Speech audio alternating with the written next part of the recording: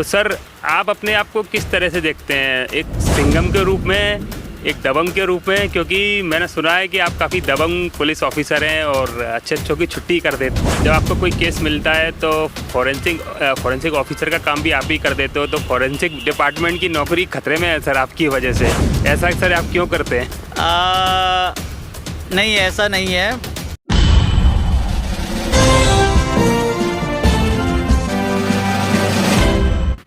Gwalior breaking में आप सभी लोगों का स्वागत है। मैं हूं गौरव।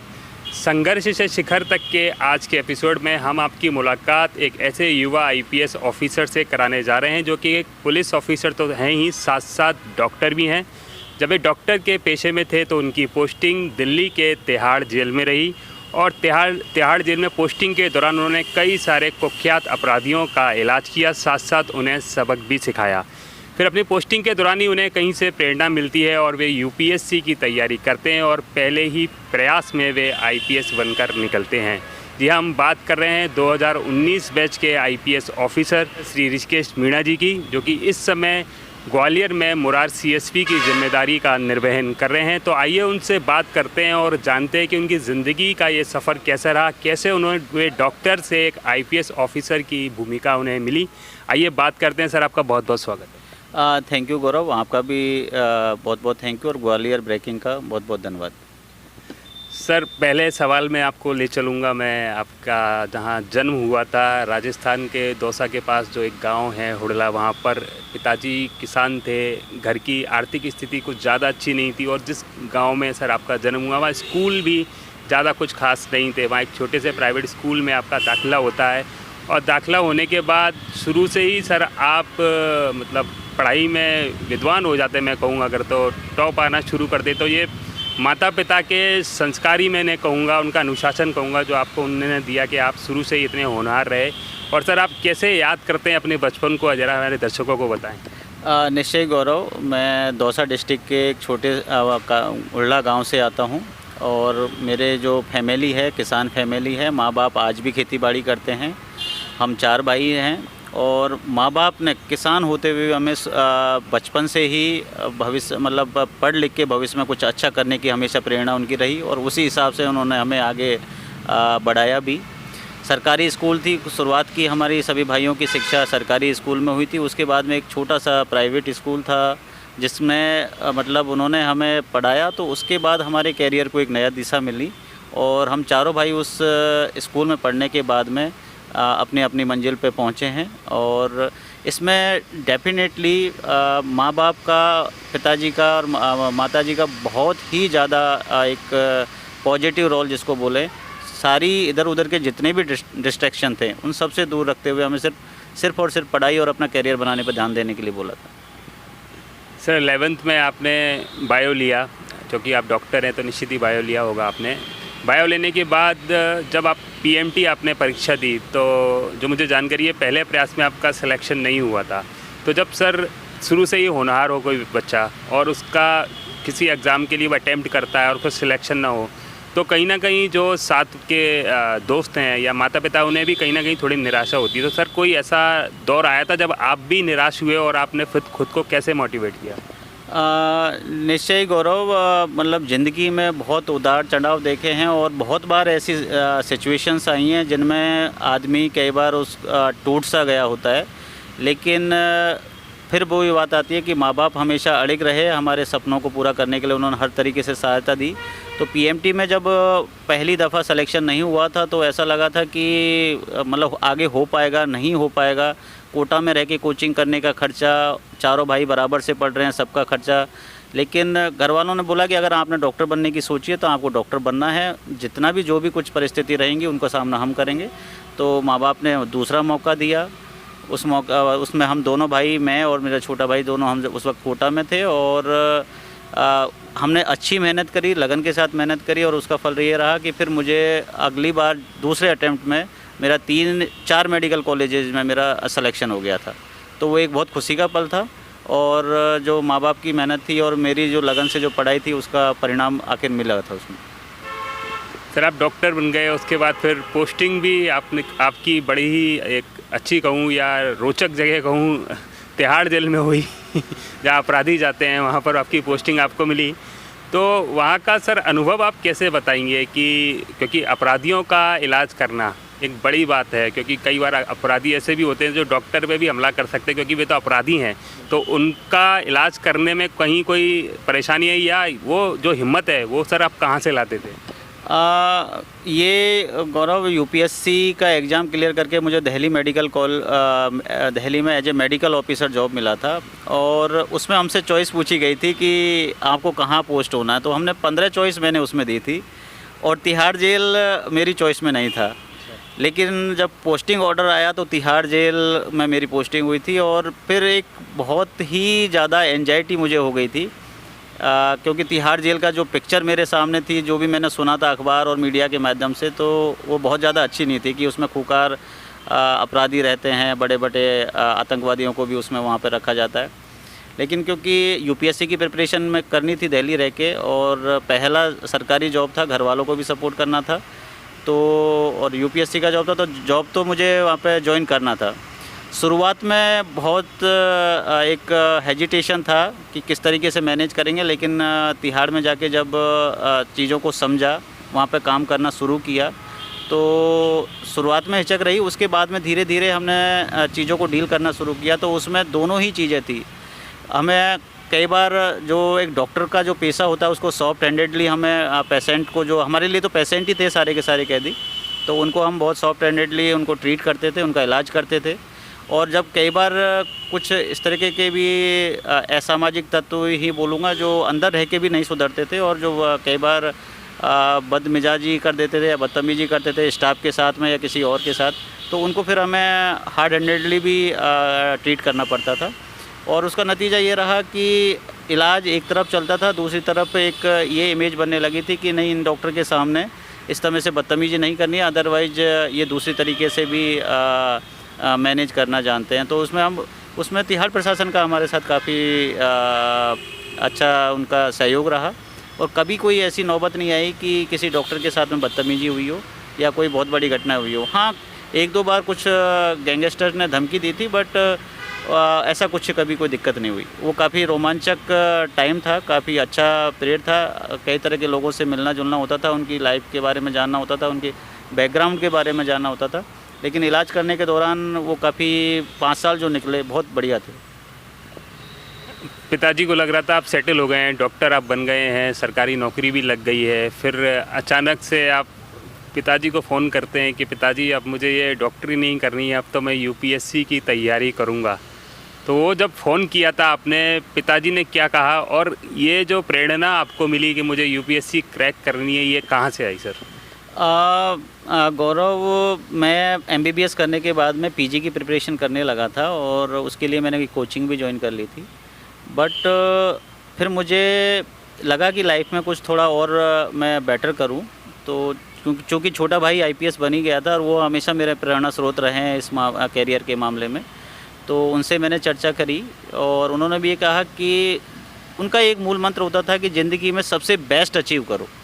तो मुझे भी लगा कि डॉक्टरी में तो मेरा ये पेशा तो मेरा कहीं जाने वाला नहीं है, एक बार मुझे यूपीएससी की प्रिपरेशन करनी चाहिए और कुछ अच्छा इससे बेटर अचीव करना चाहिए। तो 7-8 दिन कोचिंग करने के बाद मैंने पिताजी को कॉल किया और मैंने पापा को यही बताया। काफ़ी भावुक क्षण था क्योंकि एक तरफ मुझे ये था कि बड़ा होने के नाते मैं एक जॉब ज्वाइन करूं और घर वालों को सपोर्ट करूं, दूसरी तरफ ये था कि एक सपना पाल लिया था कि यूपीएससी की प्रिपरेशन करनी चाहिए। तो पिताजी को मैंने ये बोला कि पापा, मेरा मन कर रहा है कि मैं पीजी ना करके यूपीएससी की प्रिपरेशन के लिए अपना टाइम निकालूं। तो फिर अगेन पिताजी का ये स्टैंड था, अगर ये बहुत अच्छी बात है, अगर तुम्हारा खुद का मन कर रहा है तो कोई बात नहीं, 1-2 साल तुम आराम से लो, तुम यूपीएससी की प्रिपरेशन करो और जो फाइनेंशियल प्रॉब्लम्स हैं उनको हम देख लेंगे दोनों घर वाले मिलके। तो छोटा भाई मेरा प्रेरणा स्रोत रहा और फिर माँ बाप का इसमें साथ मुझे यूपीएससी की तरफ मेरा जो आकर्षण था उसमें मैंने कदम बढ़ा दिया था। मैं आपके माता पिता को यहीं से प्रणाम करता हूं जिन्होंने हर कदम पर, हर मुश्किलात में और आपके हर जो डिसीजन है उसमें आपका सहयोग किया, जिस वजह से आज आप यहाँ इस मुकाम पर पहुँचे हैं। फिर लोग तैयारी करते हैं यूपीएससी की, सालों लगे रहते हैं, बहुत वर्ष बीत जाते हैं, अलग अलग कोचिंगों में ट्राई करते हैं, नहीं हो पाता है सिलेक्शन। यहाँ आपने पहले भी यूपीएससी जब मेडिकल वाली निकाल ली थी और फिर दोबारा यूपीएससी थी और पहले ही प्रयास में निकाल लिया, और ऐसा मुझे जानकारी है कि आपने कोचिंग भी नहीं लगाई। तो क्या सर मतलब कोचिंग पे आपको भरोसा नहीं था या खुद पर इतना विश्वास था कि मैं बिना कोचिंग के ही कर सकता हूँ? गौरव, इसमें ये है कि मुझे खुद को ये विश्वास था कि मुझे जब मैंने इसमें पहला स्टेप लिया था मुझे कभी लगा नहीं कि कोचिंग करनी चाहिए, और कोचिंग बहुत ज़्यादा ज़रूरी भी है। बेसिक गाइडेंस मुझे अपने भाई से मिल गया था। उसके बाद मैंने सारा जो मार्केट में स्टडी मटेरियल है सिर्फ उसको कलेक्ट किया। उसको कलेक्ट करके मैंने शुरुआत के 1-2 महीने पढ़ा, तो मुझे किसी भी पॉइंट ऑफ टाइम पे ये नहीं लगा कि मुझे किसी कोचिंग के गाइडेंस की ज़रूरत है, किसी कोचिंग के एडमिशन की ज़रूरत है। तो और दूसरा, क्योंकि मैं जॉब भी कर रहा था तो मेरे लिए वो मुश्किल भी हो जाता कि मैं 8 घंटे कोचिंग में बैठूँ फिर अपना 8 घंटे का जॉब भी करूँ। तो मैंने फिर यही निर्णय लिया कि नहीं, कोचिंग मैं नहीं करूँगा, मैं कर सकता हूँ विदाउट कोचिंग के प्रिपरेशन कर सकता हूँ। और सिर्फ मैंने मार्केट से स्टडी मटेरियल लिया और सेल्फ स्टडी करके ही मैंने ये एग्ज़ाम निकाला है। सर उस दौरान जब आप तैयारी कर रहे थे शायद आपका विवाह भी हो गया था, ऐसा मुझे जानकारी है। तो जब शादी हो जाती है तो आदमी बहुत ज़्यादा व्यस्त भी हो जाता है, क्योंकि नई नई ज़िंदगी की एक नई दूसरी शुरुआत होती है, एक तरह से नया एक जीवन साथी मिलता है, फिर उसके हिसाब से भी थोड़ा जीना पड़ता है। तो उसमें मैं जानना चाहूँगा सर, आपकी जो साथ में जिनसे शादी हुई है उनका कितना सपोर्ट आपको रहा और जिस वजह से आपको ये सफलता मिली? गौरव, अगेन एक जो मिथक है, मैं बहुत बढ़िया क्वेश्चन है आपका। एक मिथक है कि शादी के बाद में आपकी ज़िंदगी रुक सी जाती है, आपको सिर्फ एक ही चीज़ का निर्वहन करना होता है। ये मेरे मामले में तो ये चीज़ बिल्कुल भी फिट नहीं बैठी। इवन शादी के बाद, मेरी शादी अर्ली मतलब MBBS जैसे जॉब लगा तो शादी हो गई थी, तो मुझे किसी भी पॉइंट ऑफ टाइम पे ये नहीं लगा कि शादी मेरे मतलब जो UPSC का जो मेरा ड्रीम है उसमें कहीं अड़चन है।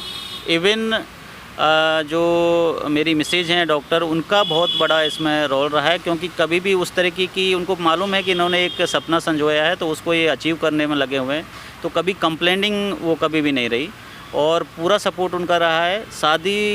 इवन शादी के 3 साल बाद मेरा ये सिलेक्शन हुआ है, तो 3 साल की शादीशुदा जीने के बाद उसके साथ हमारी प्रिपरेशन भी चलती रही। हमने अपनी पर्सनल लाइफ को भी एंजॉय किया, फैमिली लाइफ को भी एंजॉय किया, और जो भी कर्तव्य हैं उनको भी निर्वहन किया, और उसी के साथ साथ प्रिपरेशन करते हुए मैंने ये एग्ज़ाम निकाला। तो शादी, ये मिथक मेरे बारे में तो सटीक बैठता नहीं है। सर अब आप दोनों का अलग अलग प्रोफेशन है, पहले आप दोनों डॉक्टर थे, आप दोनों का प्रोफेशन अलग है, और मैं समझ सकता हूँ कि टाइमिंग्स की बहुत समस्या आती होगी, क्योंकि पुलिस जॉब एक ऐसी है कि आपको 24 आवर्स एक्टिव रहना पड़ता है। तो कभी सर कोई समस्या या कोई ऐसा कि मैम कंप्लेन कर देती हुई अब तो आपके पास टाइम ही नहीं है, अच्छी नौकरी करी आपने? ये जो म्यूचुअल अंडरस्टैंडिंग है एक रिलेशन में, वो बहुत मायने रखती है, और मतलब भगवान के शुक्रगुजार हूँ इस मामले में कि हम दोनों में बहुत अच्छी म्यूचुअल अंडरस्टैंडिंग है। जो मेरी मिसेज हैं, हम दोनों ने एक दूसरे को एज ए डॉक्टर भी काम करते हुए देखा है, और अब जब हम यहाँ ग्वालियर शिफ्ट हो गए हैं तो यहाँ पे भी मेरी वर्किंग मैडम ने देखी है। लेकिन उनको मालूम है कि आज इनकी पोस्ट और इनके काम के हिसाब से इनको वक्त कहाँ देना है, तो वो वक्त मैं देता हूँ। कभी भी इस तरह की कोई शिकायत उनकी तरफ से आती नहीं है। हाँ, उसमें एक बैलेंस होता है मेरे हिसाब से। प्रोफेशनल और पर्सनल लाइफ में आपको बैलेंस आपको बनाना पड़ता है, तो कोशिश रहती है कि वो बैलेंस बना रहे। तो अभी तक हम लोग वो बैलेंस बनाने में सफल रहे हैं। अपना प्रोफेशनल लाइफ को भी मतलब आप लोगों के सहयोग से बढ़िया अच्छे से काम कर रहे हैं, और पर्सनल लाइफ में भी हमने बैलेंस बनाया हुआ है, तो ऐसी कोई शिकायत कभी आई नहीं। सर फिल्में देखते हैं आप कभी कभी? डेफिनेटली हम फैमिली के साथ बैठ के भी फिल्में देखते हैं, दोस्तों के साथ भी जाते हैं फिल्म देखने। तो एक फ़िल्म की बात करूँगा सर, पहले जो फिल्में बनती थी उसमें जो पुलिस की छवि थी वो नेगेटिव बताई जाती थी, पुलिस नेताओं से मिली है, गुंडों से मिली है, हीरो को दिक्कत दे रही है। अब जो फिल्में बन रही हैं, अगर हम बात करें सिंघम है, दबंग है या सूर्यवंशी जैसे भी आई थी, उसमें पुलिस की एक छवि लार्जर देन लाइफ दिखाई जाती है, सुपरमैन की तरह प्रेजेंट किया जाता है, पुलिस को अच्छा दिखाया जाता है। तो सर आप अपने आप को किस तरह से देखते हैं, एक सिंघम के रूप में, एक दबंग के रूप में? क्योंकि मैंने सुना है कि आप काफ़ी दबंग पुलिस ऑफिसर हैं और अच्छों की छुट्टी कर देते हैं, तो आप किस तरह से खुद को कंसीडर करते हैं सर? गौरव, मैं प्रैक्टिकल लाइफ जीता हूँ। ना तो मुझे वो फिल्म सी लाइफ स्टाइल पसंद है, ना ही मुझे किसी सुपरमैन जैसा बनना है। मैं ग्राउंड पे क्या सिचुएशन है उस हिसाब से डिसीजन लेता हूँ। अगर मुझे लगता है कि लॉ एंड ऑर्डर के लिए ये आदमी परेशान कर रहा है और ये प्रॉब्लम करेगा तो मैं उसको उस हिसाब से ट्रीट करता हूँ। सारी जो भी हमारे एक्शंस होते हैं, सारे जो मेरी कार्रवाई होती है वो जो एक कानूनी प्रक्रिया है उसके तहत होती है। लेकिन अगर आदमी उसको भी लांघने की कोशिश करता है तो फिर उसको उसी हिसाब से डील करना पड़ता है। रही बात जो पुलिस की एक नेगेटिव इमेज की बात, तो पुलिस डिपार्टमेंट महकमा ऐसा है जिसके पास आज समाज की बहुत बड़ी और बहुत विस्तृत जिम्मेदारी है। अब उन जिम्मेदारियों को पूरा करने में पुलिस के जवान, पुलिस के कर्मचारी, अधिकारी कई बार बहुत अच्छे से सफल हो जाते हैं, लेकिन ज़रूरी नहीं है कि हम हर पॉइंट ऑफ टाइम पर हर आदमी को सेटिस्फाई कर सकें, क्योंकि जिस तरह की जिम्मेदारी है उसमें हर किसी को सेटिस्फाई करना थोड़ा मुश्किल हो जाता है।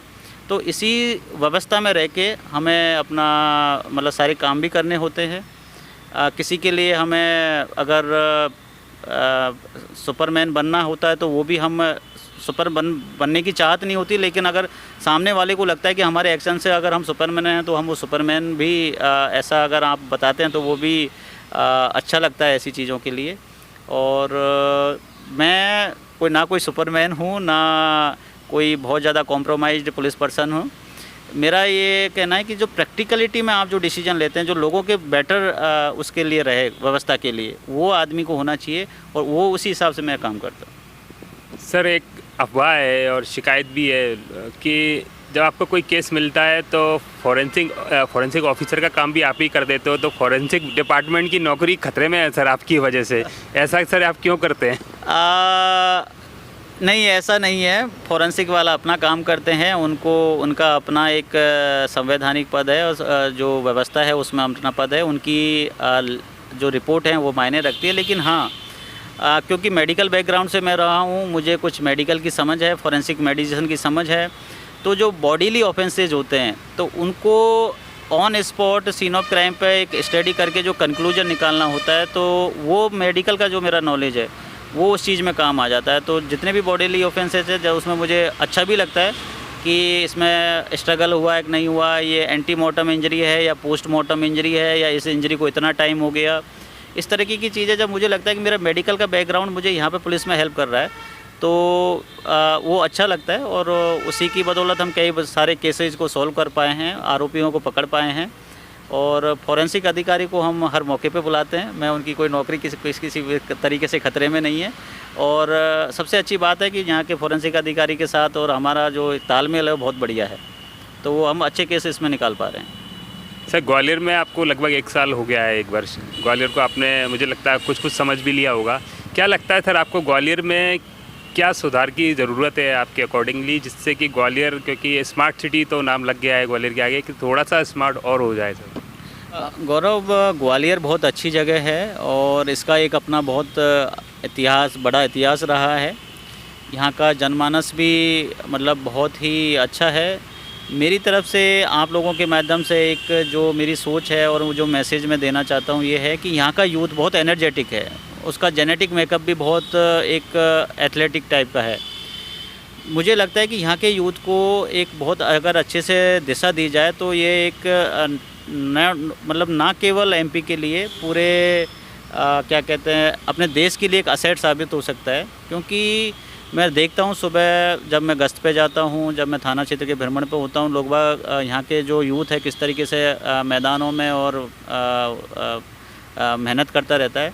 उनकी जो मेहनत होती है आर्मी, एयरफोर्स में जाने के लिए होती है, लेकिन मुझे ये लगता है कि उस यूथ को अगर हम खेल कूद और एथलेटिक्स और किसी दूसरे खेलों में अगर हम उसको हार्नेस करें, उसको एक दिशा दी जाए उस यूथ को, तो ग्वालियर एक बहुत बड़ा हब बन सकता है जहाँ से नेशनल और इंटरनेशनल लेवल के खिलाड़ी निकल सकते हैं, एथलेटिक्स निकल सकते हैं।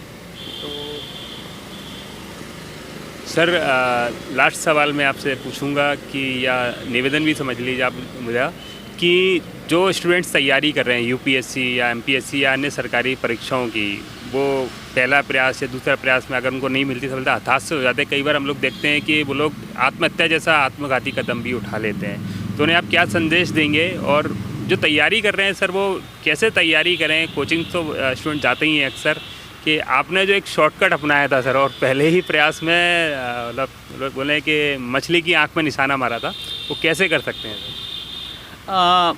गौरव देखो, हताश होना ज़िंदगी में किसी भी चीज़ का सॉल्यूशन नहीं है। अप एंड डाउन्स आते हैं, आते रहेंगे। इवन सिविल सर्विस में क्रैक सिलेक्शन होने के बाद भी अप एंड डाउन्स आते हैं। तो सभी यूपीएससी एस्पिरेंट से और जो भी कम्पिटिटिव एग्ज़ाम की तैयारी अगर यूथ कर रहा है, उसको मेरा यही कहना है, यही मैसेज है कि जो हताशा है, मुझे लगता है कि हमें उस चीज़ से प्रेरणा लेनी चाहिए। टाइम हमारा टेस्ट लेता है, हमारा परीक्षण करता है। एक पीक आता है कि जब हमें लगता है कि मेरी ज़िंदगी में सबसे ज़्यादा दुख है। अगर उस पीक को हमने क्रॉस कर लिया, उस पीक को क्रॉस करके हमने दूसरी तरफ देख लिया, तो हमें लगता है कि शायद हमारा भविष्य उसी में छिपा है। तो मैं 3 चीज़ें बताऊंगा।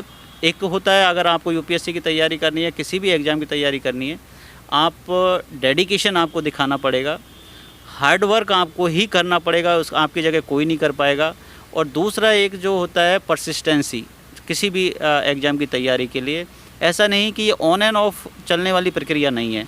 आपने अगर सोच लिया मुझे यूपीएससी करनी है, तो आपको उसमें तन मन धन सब कुछ झोंक देना है।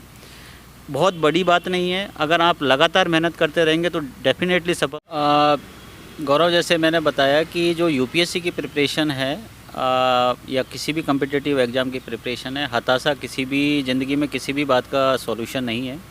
आपको उस हताशा से उल्टी प्रेरणा लेनी चाहिए, उसको एक अपनी कमियां ढूंढ के उसमें और आगे मजबूती से उसमें बढ़ना चाहिए।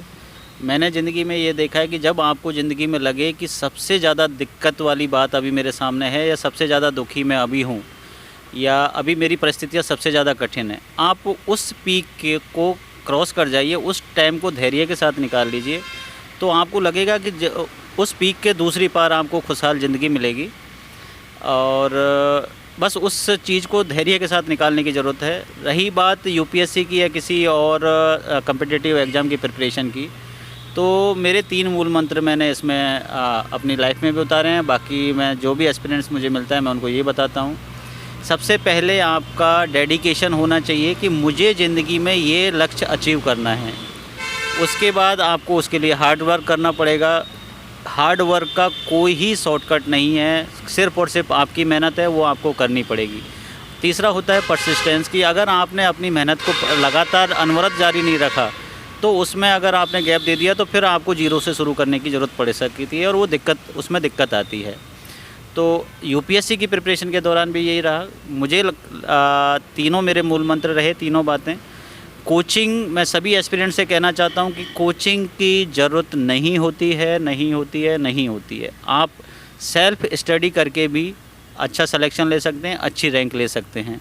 सिर्फ़ और सिर्फ आपको एक जागरूक होना होगा कि मार्केट में क्या स्टडी मटेरियल अवेलेबल है। आजकल ऑनलाइन भी मिलता है, ऑनलाइन कोचिंग भी चलती हैं, ऑनलाइन क्या कहते हैं स्टडी मटेरियल भी अवेलेबल है।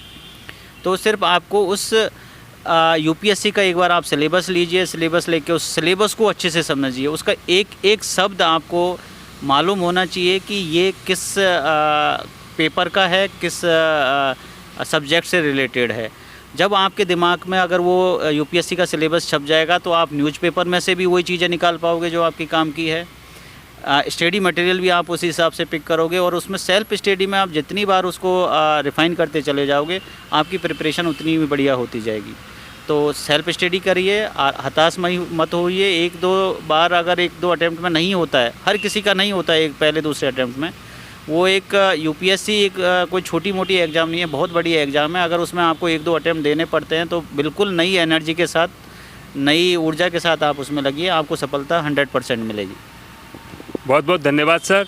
तो हमारे साथ थे सीएसपी मुराद डॉक्टर ऋषिकेश मीणा, जिन्होंने हमें बताया कि तैयारी जो स्टूडेंट्स कर रहे हैं उन्हें किस तरह से अपने आप का प्लान बनाने की ज़रूरत है, कैसे उन्हें पेशेंस रखने की ज़रूरत है, क्योंकि हताशा कभी ना कभी आपको मिल सकती है। क्योंकि यूपीएससी जो परीक्षा है बहुत ही ज़्यादा कठिन होती है, उसमें 1-2 बार अगर आपको सफलता नहीं मिलती है तो हताश होने की ज़रूरत नहीं है। और साथ साथ एक बहुत ही महत्वपूर्ण संदेश उन्होंने ये दिया कि कोचिंग की आवश्यकता नहीं है। कई बार स्टूडेंट्स ऐसे होते हैं जो महंगी फ़ीस होने की वजह से कोचिंग ज्वाइन नहीं कर पाते और निराश हो जाते हैं कि हम यूपीएससी की तैयारी नहीं कर सकते हैं। लेकिन सर ने जैसा कि बताया कि उन पॉइंट्स को अगर वो फॉलो करते हैं तो बिना कोचिंग के भी वे यूपीएससी जैसी कठिन परीक्षा को भी पास कर सकते हैं।